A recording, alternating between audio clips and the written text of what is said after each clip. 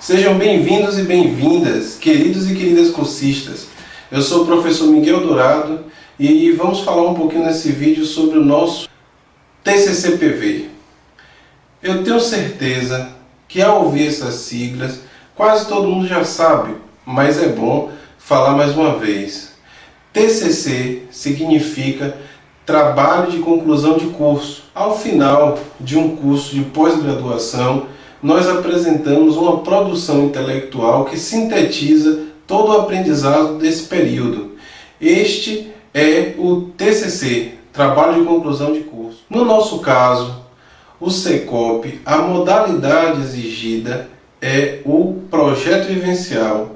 Então, TCC-PV significa Trabalho de Conclusão de Curso na modalidade de projeto vivencial. Eu gostaria de chamar a atenção, mas muito mesmo. Preste bastante atenção no que eu vou dizer. Geralmente, a gente tem muita dificuldade para escrever, porque não faz parte da nossa cultura a produção escrita. Muitas vezes, lá no ensino médio e também na universidade, não fomos estimulados a construir essa competência de escrever e expressar nosso pensamento através da escrita. Então, quando falamos num trabalho de conclusão de curso, como, digamos assim, a culminância de todo um aprendizado de um curso de pós-graduação, assusta um pouco. Eu tenho certeza, eu sei disso, eu sei que todo mundo pensa um pouco sobre isso. Agora, assusta mais ainda porque na maioria das vezes, e isso eu vou ser sincero para vocês, muitas vezes eu converso com os orientandos e eu digo, olha, nós vamos escrever um TCC-PV, um projeto vivencial, e o pessoal acha que a gente vai escrever uma dissertação ou uma tese. Aí começa com planos mirabolantes, começa a definir assuntos imensos para poder tratar, acha que vai ter que ler 50 mil livros para poder conseguir concluir o trabalho. Não é nada disso. A gente tem que colocar cada coisa no seu lugar. Claro, quando eu estou falando uma tese, eu estou falando numa produção intelectual, num tipo de peça acadêmica que exige no mínimo 2 anos para ser redigida. Você tem que se aprofundar bastante em um único tema e trabalhar esse tema durante no mínimo esses 2 anos. Então, na realidade, a exigência teórica em relação a uma discussão de uma dissertação e uma tese é infinitamente maior do que um projeto vivencial. O próprio nome, projeto vivencial, ele já nos remete a uma ênfase na prática. Então, quando eu digo projeto vivencial, eu gostaria que vocês estivessem escutando o seguinte: eu vou escrever sobre a minha prática pessoal e profissional relacionada a um determinado assunto. E vou fazer esta reflexão utilizando naturalmente, a gente está falando de metodologia científica, utilizando todo o conjunto de conhecimentos que eu construí ao longo do curso.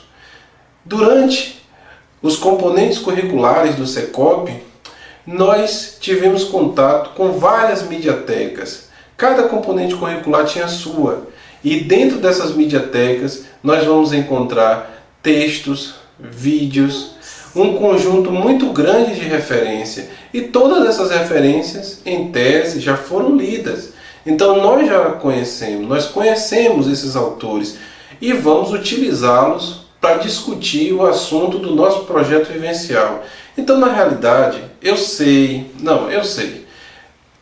Quando eu digo isso, as pessoas me olham com desconfiança, mas eu afirmo: a construção do projeto vivencial é a parte mais fácil de todo o curso de especialização em coordenação pedagógica, porque o que está se pedindo é nada mais nada menos que você escreva sobre você e sobre sua experiência profissional.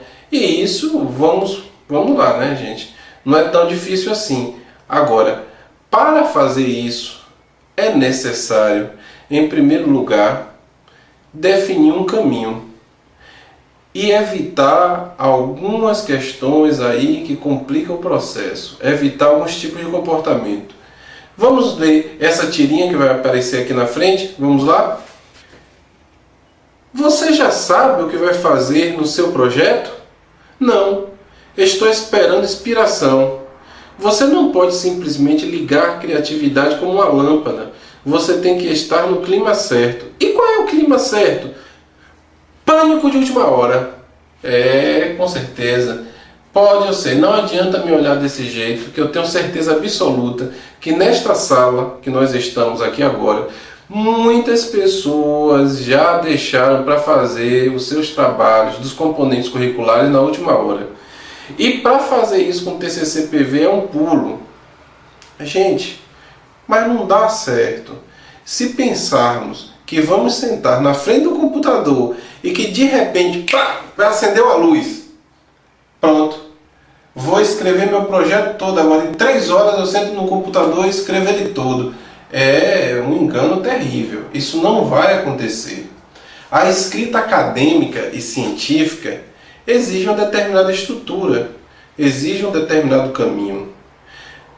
Eu sei, acredito quando alguns orientandos dizem que sentem muita dificuldade para escrever porque se sentem um pouco perdidos nesse grande universo acadêmico e científico. Mas nós da equipe básica de trabalho do Secop pensamos um conjunto de estratégias que vai fazer com que você escreva o seu projeto vivencial da melhor forma possível e sem muito estresse. Basta que você não deixe para a última hora, não faça como Calvin, pânico de última hora, não. Se você seguir as etapas que nós vamos apresentar aqui, com certeza você vai escrever sem muito estresse o seu projeto vivencial. Cada um que está nesta sala agora, por favor, preste atenção na imagem que vai aparecer aqui na lateral. Quem não já se sentiu assim, pequeno, pequena, diante de uma empreitada como essa, sintetizar tanto conhecimento, tantas discussões ao longo do Secop 3? Pois é, gente. Nós muitas vezes nos sentimos assim, mas percebam que esse indivíduo aí, ó, pequenininho, que poderia ser você, poderia ser eu, qualquer um de nós, muitas vezes sente-se perdido em função da vasta possibilidade de caminhos que a ciência oferece. Mas entenda, aquele pincel lá que está traçando uma rota como sendo o seu professor, pesquisador, orientador de TCC/PV.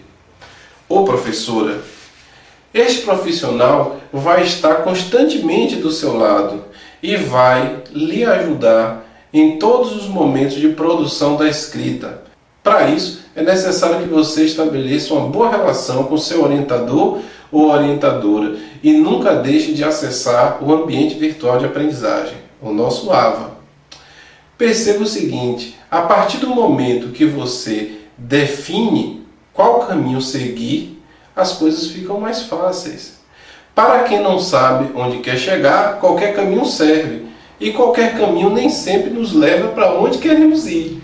Então, o primeiro grande passo, o mais importante nessa jornada, é entender que a metodologia do trabalho acadêmico e científico exige que sigamos alguns passos.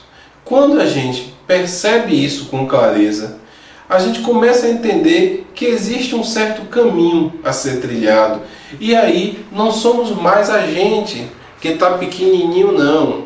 Agora quem vai olhar lá para baixo e vai ver o TCC será você, sabe?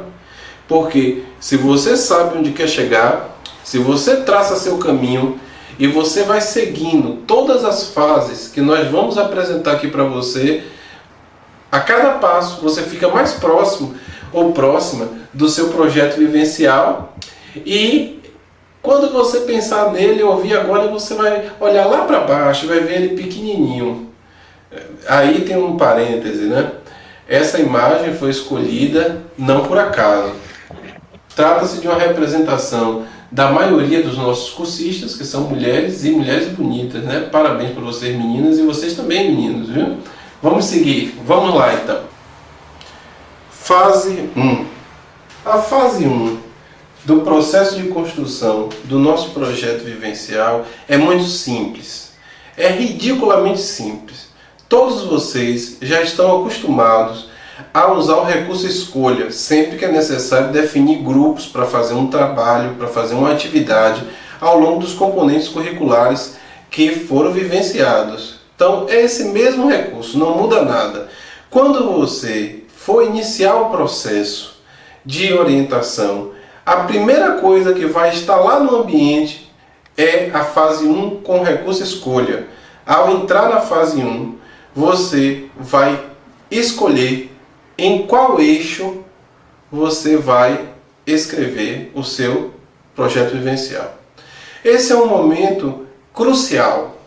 É crucial por algumas questões. Primeiro, eu vou ser direto, me desculpe, eu não sei nesse momento quem está na sala, mas é necessário ter tesão para escrever um projeto, para escrever um artigo, para escrever uma monografia. Não adianta, se eu começo o processo de escrita definindo um assunto chato para minha perspectiva, né? Um assunto que eu não me interesso, mas acho bonito, acho chique, porque alguém disse que é bom, não vai dar certo. Não vai dar certo, já começou errado. Então, a primeira coisa é você escolher um eixo que realmente faça parte do seu universo, que você tenha realmente aquele desejo de escrever e que você, naturalmente, em função disso, vai escrever com mais facilidade. No nosso curso, nós teremos 12 eixos.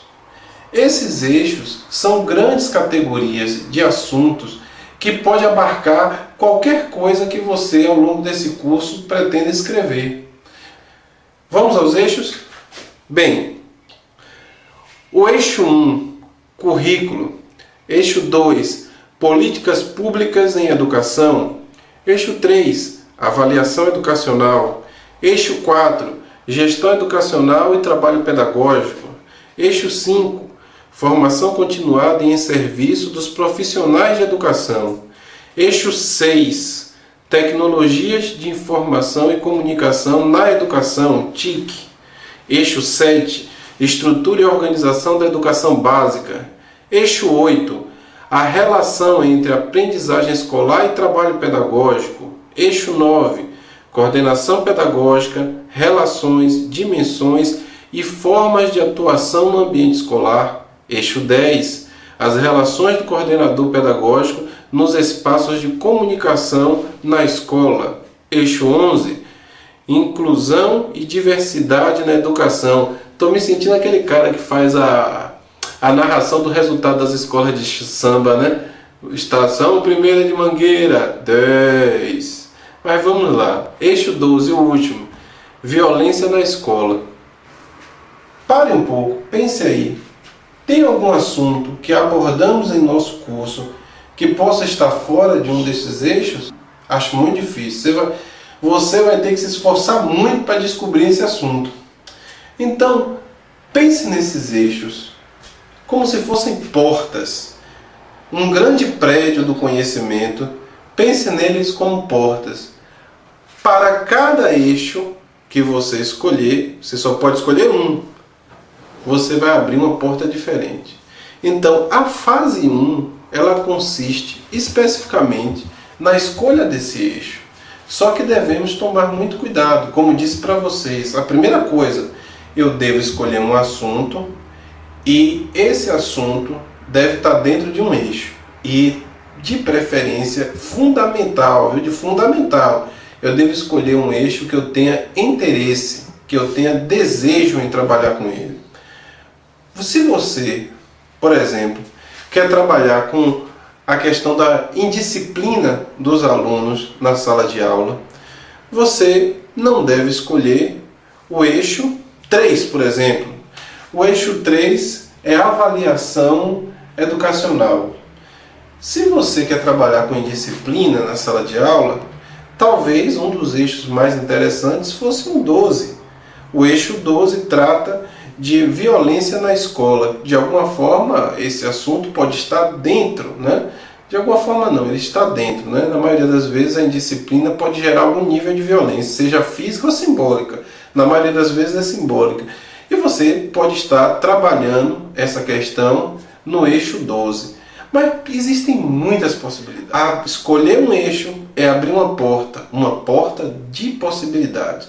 A partir do momento que eu entrei no ambiente virtual de aprendizagem, nosso AVA, cliquei lá no recurso escolha e disse que o meu eixo de trabalho vai ser o eixo 3, por exemplo, avaliação educacional, eu já estou restringindo no primeiro momento todo tipo de assunto que eu posso abordar.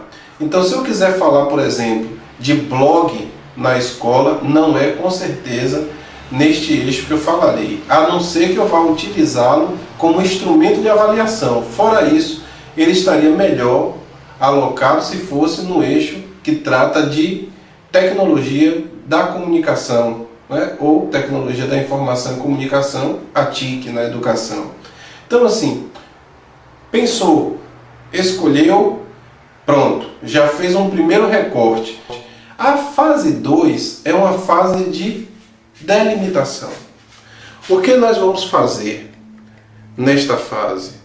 Nós vamos pegar esta porta que abrimos, vamos entrar neste espaço e lá dentro vamos organizar o nosso pensamento. É como se fosse um quarto que você está meio bagunçado, você entra e arruma. Então, eu já abri essa porta, entrei, agora eu vou botar tudo no lugar. Depois que eu arrumar tudo, eu vou escolher direitinho o que eu uso, o que eu não uso, o que eu descarto, o que eu não descarto. Então é necessário ter um movimento de organização do pensamento. E como é que a gente vai fazer isso? Bom, eu vou chamar vocês todos para uma abordagem diferente. Vamos todos imaginar?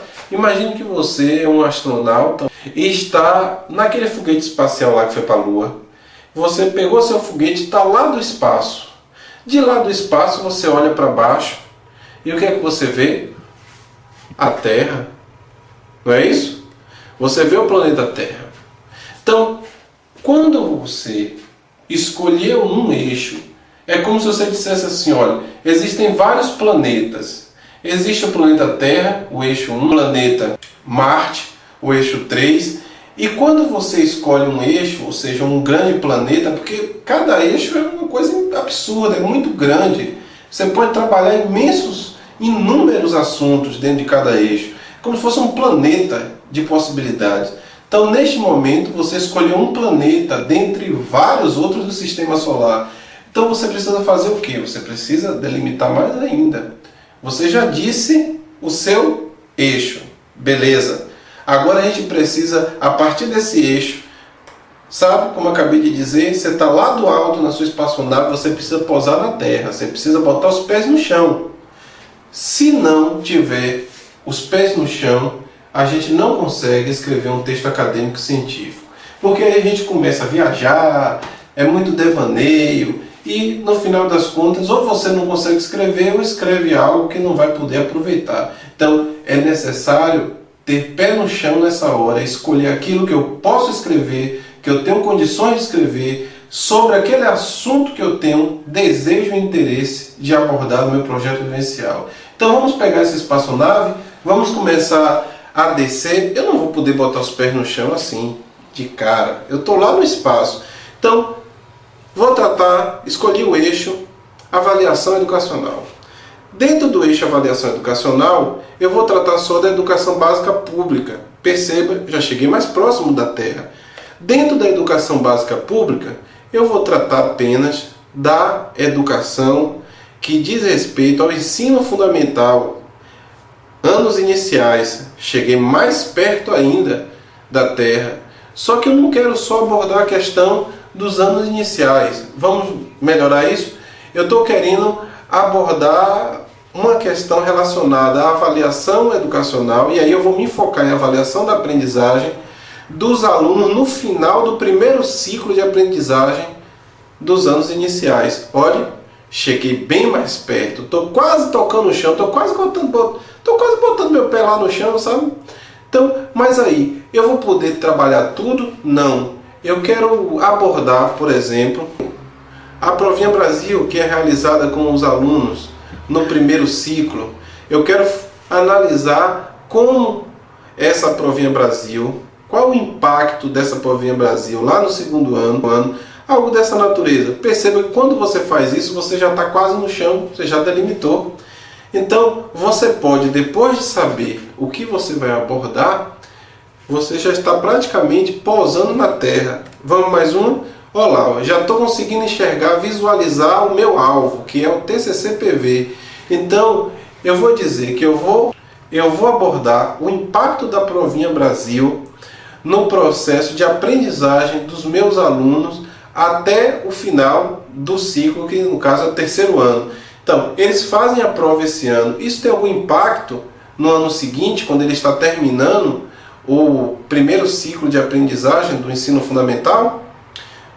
Acabei de pousar, pronto, delimitei. Eu saio lá do universo vasto, eu saio de lá do espaço, vou restringindo a minha ideia até chegar em algo palpável, concreto, ou seja, colocar meus pés no chão. Depois que eu faço isso, eu simplesmente continuo fazendo uma delimitação. Eu vou restringindo, vou delimitando cada vez mais, porque eu já sei com clareza e exatidão o que eu vou trabalhar no meu projeto vivencial. Então eu vou lembrar o seguinte, poxa, na maioria dos sistemas educacionais municipais e até privados também, mas eu vou me ater ao municipal, um grande nó é o terceiro ano. O terceiro ano, na maioria das vezes, é um ano crítico para os sistemas que usa a organização por ciclos de aprendizagem. Porque você tem o conceito aí utilizado de... As pessoas chamam de aprovação automática, né, gente? Mas não é aprovação automática, é progressão continuada. Então o que acontece? O indivíduo está lá no primeiro ano, ele não pode ser reprovado, vai para o segundo ano, e ele só pode ser conservado, eu vou usar agora o termo mais apropriado, lá no terceiro. Por quê? É porque o Banco Mundial, porque... Não, eu não quero entrar nessa seara. Entende-se que o primeiro ciclo de aprendizagem no ensino fundamental, neste caso, dessa instituição que se organiza assim, vai do primeiro ao terceiro ano. Então, essa criança ela tem 3 anos para construir as competências necessárias para terminar o primeiro ciclo de aprendizagem. Só que na maioria das vezes, dada todas as dificuldades que nós já conhecemos, né, o menino acaba, a menina lá, o nosso aluno, aluna, acaba chegando ao terceiro ano com uma série de lacunas e dificuldades, muitos inclusive com sérias deficiências de leitura e escrita. Então, se eu sei disso, eu estou lá na minha escola e um problema sério lá é a aprendizagem dos alunos do terceiro ano, e eu me identifico com isso, o que eu vou fazer? Eu vou abordar essa questão no meu projeto vivencial. Eu vou trazer essa questão para discutir. Eu vou lembrar de todos os componentes curriculares que eu tive, vou rever os textos que eu trabalhei, que pode ser utilizado para isso, os fichamentos que eu fiz, trabalhos anteriores, vou me organizar e vou escrever sobre esta questão. Mas como eu escolhi o eixo de avaliação educacional, dentro deste eixo eu vou falar de avaliação da aprendizagem. Dentro de avaliação da aprendizagem, eu vou me restringir à educação básica, pública, fundamental, anos iniciais, e vou abordar o impacto da Provinha Brasil, ou seja, para a conclusão do primeiro ciclo de aprendizagem com as devidas competências construídas. Ah, mas eu posso abordar todo o conjunto de competências, todo o currículo? Não. Eu vou me restringir, por exemplo, à competência de leitura. Eu vou abordar só o impacto disso em relação à leitura ou à escrita. Eu vou fazer uma restrição ainda maior, uma delimitação ainda maior.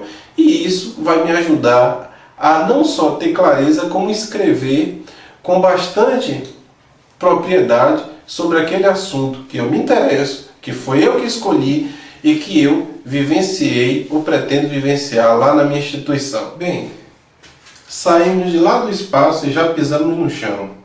Já estamos com os pés no chão, agora é hora de caminhar.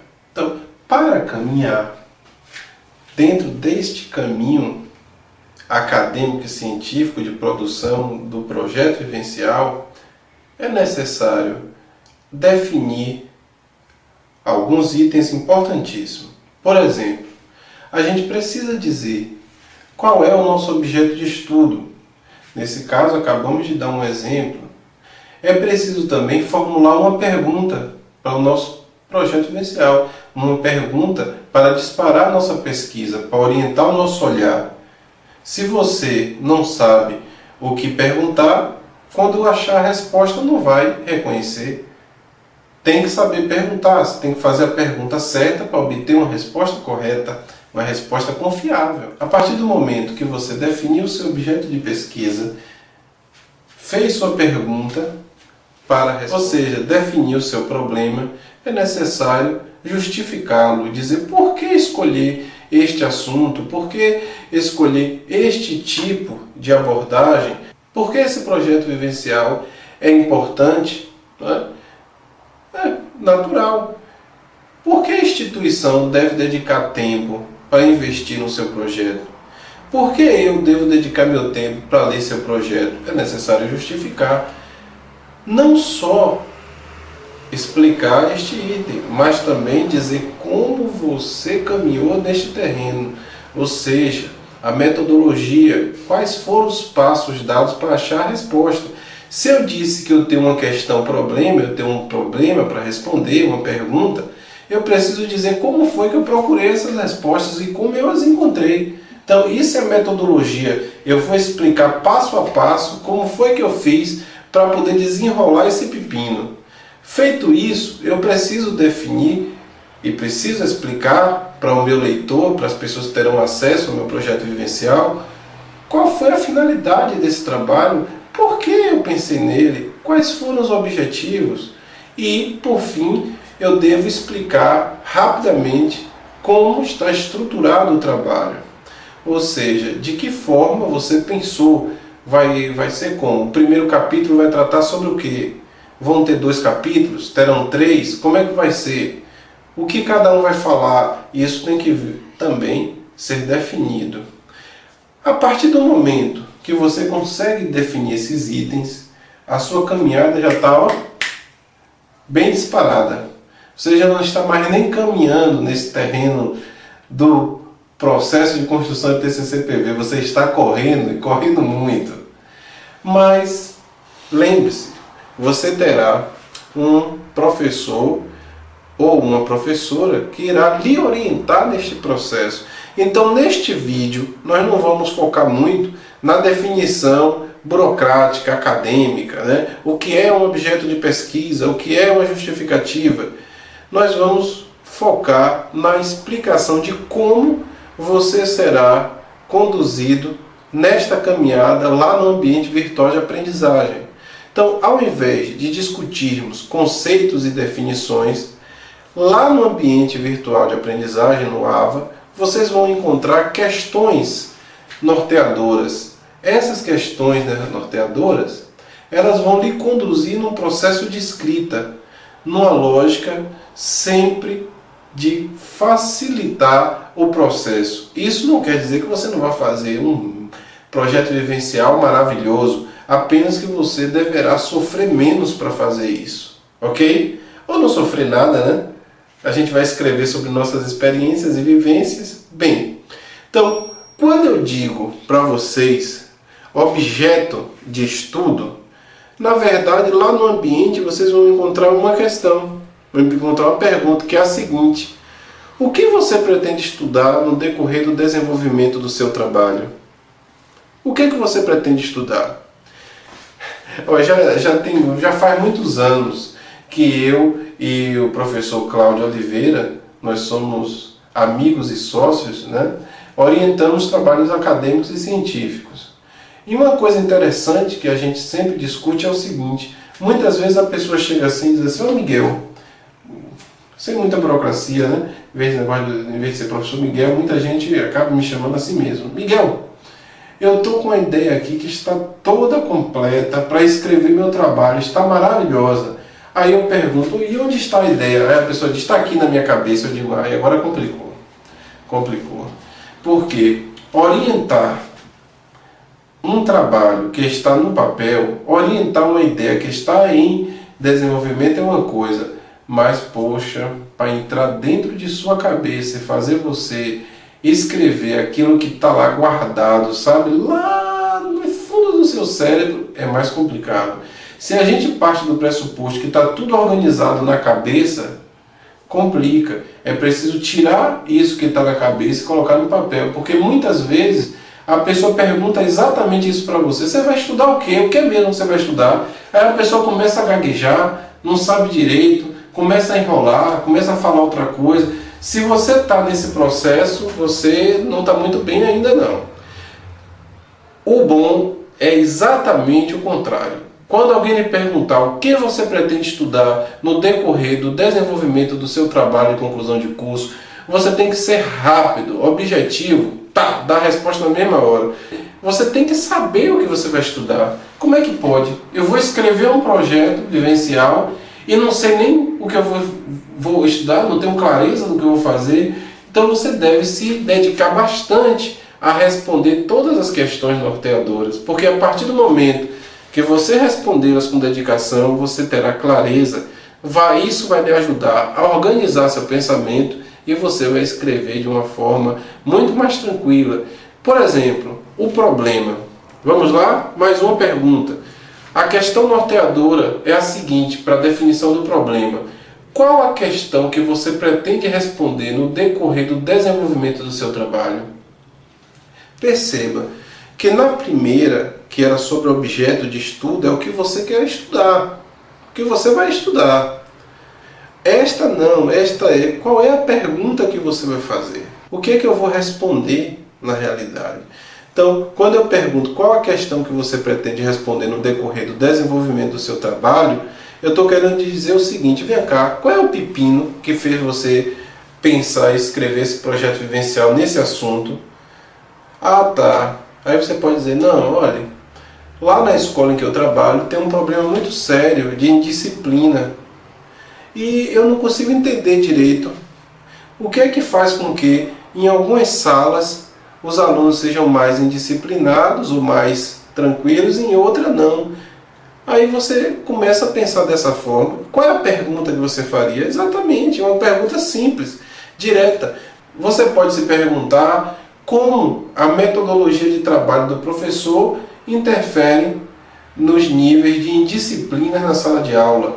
Então, essa é a pergunta. Eu estou lá sofrendo um problema, estou com um pepino sério de indisciplina, então eu tenho que me perguntar, eu tenho que ter uma questão norteadora. Quando eu pergunto desta forma, eu vou ler os teóricos certos, eu vou buscar vídeos, notícias, eu vou buscar tudo que fale sobre esta questão da indisciplina e, especificamente, a relação entre a metodologia de trabalho do professor e a indisciplina na sala de aula. Eu restringo ainda mais. A justificativa, a pergunta é a seguinte: por que você escolheu esse objeto de estudo? Sim, por que foi mesmo? Qual a sua importância e seus impactos em relação à sua atuação e ao espaço em que atua? Perceba, se você está vivendo um problema de indisciplina lá na sala de aula da instituição que você atua, você vai saber muito bem, se você escolheu isso e tem desejo de falar sobre isso, e faz parte das suas vivências enquanto profissional, você não vai ter dificuldade nenhuma de explicar por que você escolheu esse objeto. Você vai dizer que escolheu porque ele interfere diretamente na aprendizagem dos alunos. Você vai desenvolver essa resposta. Qual é a importância? Quais os seus impactos? Você vai conseguir falar sobre isso. E no momento que você escrever sobre isso, você já está desenhando a sua justificativa. Da mesma forma, a questão norteadora para a metodologia, ela vai perguntar a você: como você pretende responder a questão que definiu? Quais passos e quais instrumentos pretende utilizar? Objetivos. Qual a finalidade do seu trabalho? Objetivo geral. Você vai falar no geral o que é que você pretende atingir com o seu projeto vivencial. Aí a pergunta continua: o que você pretende alcançar com ele? Você vai fazer uma lista. O que é que você pretende? Reduzir os níveis de disciplina, aumentar a aprendizagem. Você vai elencando. Ou seja, você vai acabar, a sua resposta vai acabar indicando o seu objetivo geral e os seus objetivos específicos. E a estrutura, lá no final, você vai dizer: pensando em facilitar o processo, nós, já com a experiência acumulada do Secop 1, do Secop 2, a gente não deixou muito solta essa questão da definição dos capítulos. Muitas vezes você pode pegar um orientador, uma orientadora que quer trabalhar com 2, com 3, com 4, com 5, com 6. Então, assim, do ponto de vista metodológico, nós já percebemos que a estrutura que funciona melhor para o desenvolvimento deste processo, no nosso caso, é uma estrutura com 5 sessões.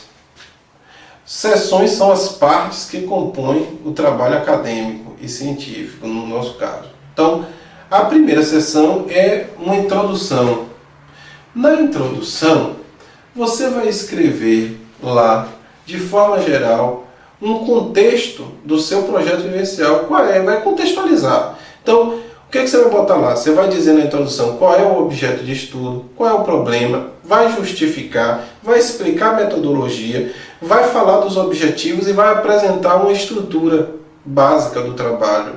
Perceba que se você fez bem a fase de delimitação, está fazendo mesmo, está entrando no AVA, está respondendo os questionários, está respondendo os formulários, está interagindo com os colegas e com o professor orientador, você já praticamente escreveu a introdução preliminar, porque no final você volta e adequa, muda, mas você já escreveu o básico de sua introdução. Praticamente sua introdução está pronta. Mas voltando ao assunto, né? Nós teremos a introdução, o capítulo 1. Esse capítulo 1 você pode dar o nome que quiser, não precisa se preocupar com isso. À medida que você for escrever, você vai dar um nome para ele. Mas, como eu disse para vocês, nossa experiência ela já nos indica que esse capítulo 1 deve ser um memorial. Se tratando de um projeto vivencial, o capítulo 1 de todos os trabalhos que nós desenvolveremos vão ser um memorial. Claro, cada um vai fazer o seu, é diferente. Mas esse capítulo pode ter o nome que quiser, mas ele vai falar um pouco da sua experiência pessoal, cultural, profissional, relacionado ao objeto de estudo que você escolheu. Por que você vai trabalhar em disciplina? Se você vai trabalhar em disciplina, você vai resgatar memórias que falem, ou suas experiências e memórias que tenham relação com isso. O capítulo 2, da mesma forma, você vai botar o nome que quiser, mas o capítulo 2, ele é uma revisão de literatura. Neste capítulo, você vai fazer uma contextualização geral dos autores que embasam o seu fazer profissional. E onde é que eu vou, basicamente, pegar esses autores? Nas mediatecas. Ao longo de todo o curso, nós trabalhamos com um conjunto muito grande de referências. Olha, eu não estou dizendo livros, né? Referências bibliográficas, eu estou falando referência, porque se eu disser bibliográfico, eu estou falando em livro físico, e nós trabalhamos com um conjunto muito grande de referências. Sites, blogs, vídeos, artigos, monografias, dissertações, encontramos de tudo na nossa mediateca. Então, ao longo do curso, você fez resenha, você fez resumo, você respondeu questões norteadoras, você já tem um know-how sobre expor ideias e teorias que estudou ao longo do Secop. É justamente a partir dessa mediateca e dessa experiência que você vai construir esse capítulo de revisão de literatura. O capítulo 3, atenção, esse capítulo 3 é um dos mais importantes. Normalmente, em função daquilo que eu disse para vocês, a gente diz projeto vivencial, a pessoa ouve tese, projeto vivencial, dissertação. Não, gente. O projeto vivencial, mais uma vez, ele consiste numa reflexão da sua prática, numa análise teórica bem fundamentada e consistente da sua prática. Então, é você falando de suas vivências, só que para isso você também vai ter que incorporar no seu discurso as teorias que você estudou ao longo do curso. Você vai trazer citações diretas, indiretas. Você vai fazer referências a autores, a teorias, a princípios, e você vai fazer isso ao longo do seu trabalho. Então, muitas vezes as pessoas acham que esse é o momento mais importante e acabam fazendo um capítulo de memorial muito grande, um capítulo de revisão de literatura maior ainda, e diz assim: poxa, meu trabalho está magnífico, eu botei lá uns 20 autores, e chega na proposta e escreve uma página e meia, duas, três, quatro, e de forma bem assim, sabe? Só para não dizer que não fez. O capítulo 3 é um capítulo muito importante. Pense que é no capítulo 3 que você vai fazer a análise da sua prática. É nessa proposta de intervenção que você vai trazer o problema que você vive, como você fez para resolvê-lo, ou pelo menos minimizá-lo, e vai fazer essa análise a partir das teorias que você estudou. Então, é muito importante dedicar um tempo e uma atenção a esse capítulo 3.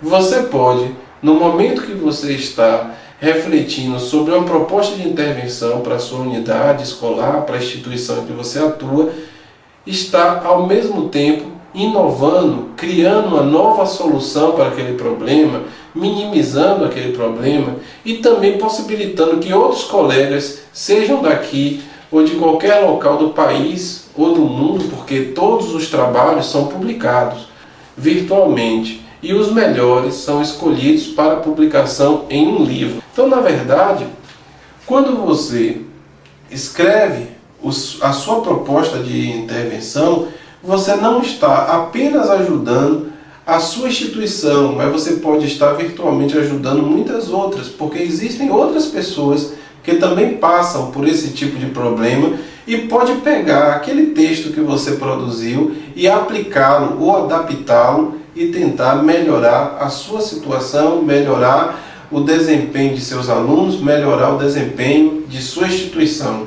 Ok? Então é muito importante. A última sessão são as considerações finais. Nas considerações finais você retoma um pouco o que você já havia trabalhado, você faz uma síntese. Geralmente você consegue fazer isso muito bem em uma página. Considerações finais de um projeto vivencial não devem passar de uma página. Você vai fazer uma breve contextualização e concluir. Agora, prenda aí, não seja megalomaníaco ou megalomaníaca e achar que você escreveu um projeto vivencial e vai salvar o mundo, vai salvar a escola, vai salvar o universo. Não é assim. É importante você ter humildade.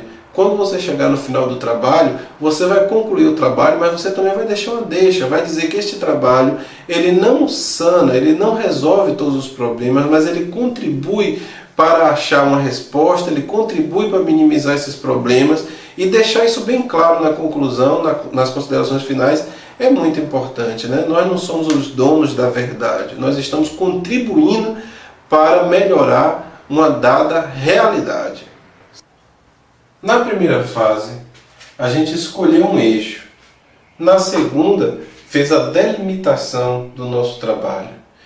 E a partir dessa atividade no ambiente, a gente foi delimitando cada vez mais. Se você respondeu às suas questões norteadoras, eu acabei de dizer que ao momento que você está respondendo, você na verdade está escrevendo o seu projeto. Vamos dar um exemplo disto. Lá no ambiente vocês vão encontrar o formulário teórico conceitual 1, que é o da delimitação. Formulário teórico conceitual 1, questão 1. O que você pretende estudar no decorrer do desenvolvimento do seu trabalho? Resposta: construção da subjetividade em Piaget. O que é isso? Meu objeto de estudo. Questão 2. Qual a questão que você pretende responder no decorrer do desenvolvimento do seu trabalho? Resposta: como ocorre a constituição da subjetividade durante a primeira infância na teoria construtivista de Jean Piaget. O que é isso? O problema. Questão 3. Por que você escolheu este objeto de estudo? qual a sua importância e seus impactos em relação à sua atuação e ao espaço onde atua. O que é isso? A justificativa. Vamos ver a resposta. A escolha deste objeto de estudo foi motivada pela escassez de trabalhos sobre a construção da subjetividade neste período. A importância deste estudo está diretamente relacionada com os esclarecimentos que pode dar para entendermos o comportamento infantil, o que não apenas tem impacto no trabalho que desenvolvemos como coordenador pedagógico da educação infantil, mas, sobretudo, para as instituições que se ocupam desta etapa da escolarização, uma vez que, a partir de tais esclarecimentos, podem adaptar situações didáticas mais adequadas para os educandos. O que foi isso? Novamente, repito, a justificativa. São perguntas e respostas, mas na verdade elas são um texto, é praticamente a introdução.